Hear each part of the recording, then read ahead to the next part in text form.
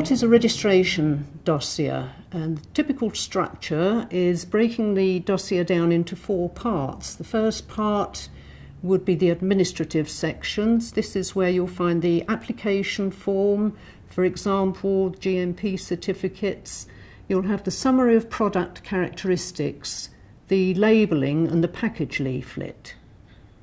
The next section is part 2, and that's sometimes called chemistry and pharmacy, or the manufacturing and control section.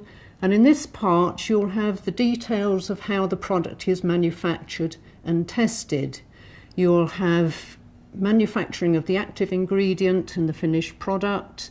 There will be details of the in-process tests and the tests on the finished product. And there'll also be a section on stability, so the stability studies that have been carried out to prove how long the shelf life is for the product. The third section is often referred to as safety.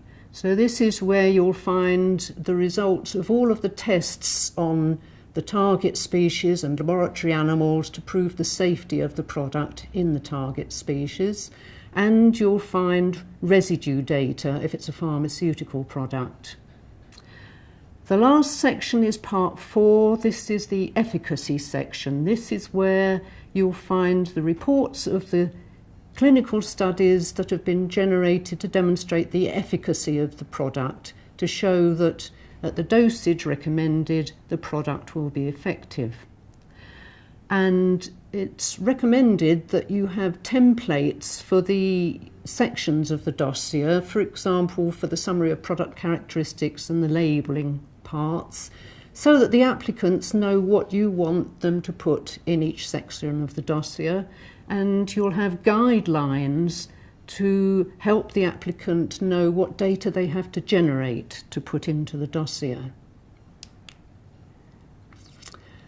Now, before I go any further, I just want to say a few words about regulatory terminology so that we're all on the same page and we all know what we're talking about. So, a medicine, it could be called a drug, or this might be a pharmaceutical or a biological. What I'm going to talk about is a veterinary pharmaceutical or a veterinary biological. So they're all veterinary medicines. The next one is marketing authorisation.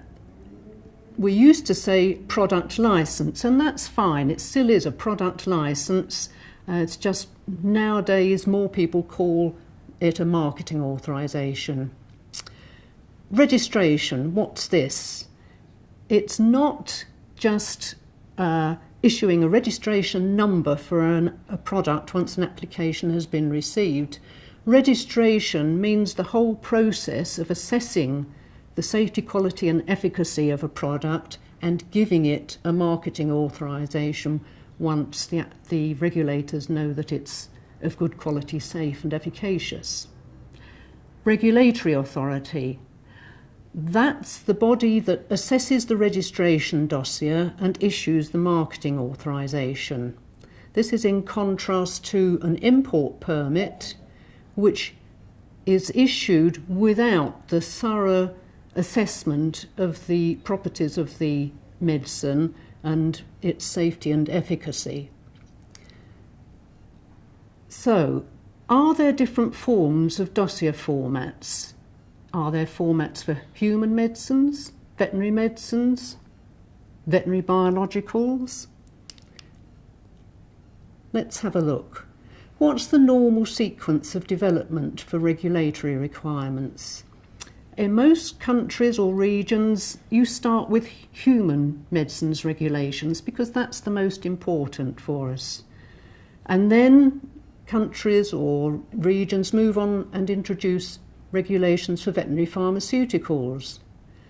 And the last thing they do is develop regulations for veterinary biologicals. What's the easiest way to introduce a registration system for veterinary biologicals? To copy and paste the legislation and guidelines directly from pharmaceutical documents. But this isn't appropriate. And if you think why, think about the mode of action of pharmaceuticals versus vaccines. So for pharmaceuticals, the mode of action is pharmacological, and for vaccines, it's immunological.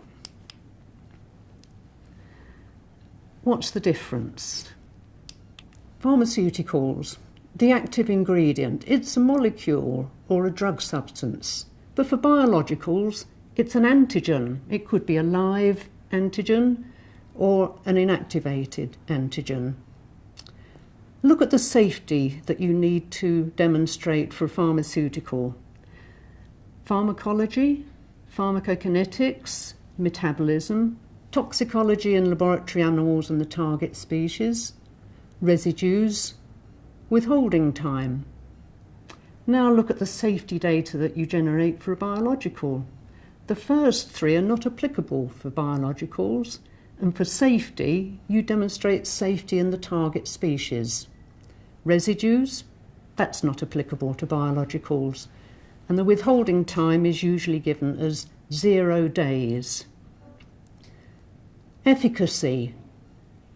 The efficacy for a pharmaceutical is described as the dose per kilogram body weight, whereas for an immunological, biological, the efficacy is shown by demonstrating protection against a disease. Now look at other things in the dossier that are different between these two types of products. Composition, that's expressed differently for a pharmaceutical or a biological. Inactivated biologicals often have an adjuvant, and you don't have an adjuvant in a pharmaceutical product.